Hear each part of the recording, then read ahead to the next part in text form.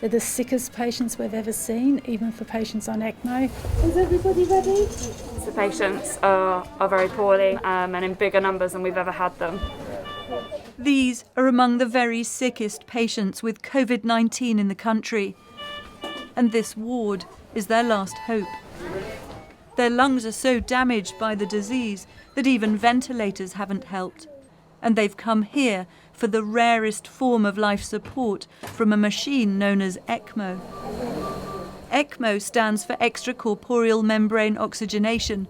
It allows these patients to breathe without using their lungs, giving their lungs a vital rest so that they can recover.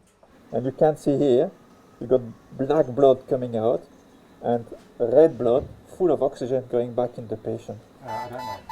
This ECMO centre was set up following the swine flu outbreak in 2009, but the coronavirus pandemic is now stretching it almost to the limit.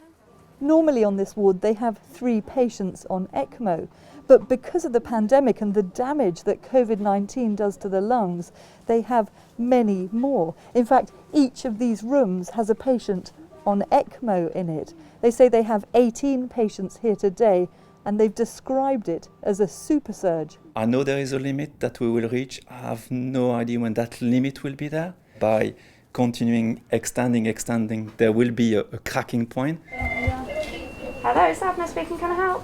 And as well as treating patients, staff are working around the clock fielding calls from other hospitals. There are a maximum of around 100 ECMO beds in the UK, but there have been 3,000 requests for patient referrals. It is relentless. So patient after patient after patient. They take a long time to get better. They're the sickest patients we've ever seen, even for patients on ECMO.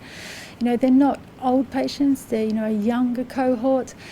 And so it is really, really difficult, and we are all at times finding it quite overwhelming. Is everybody ready?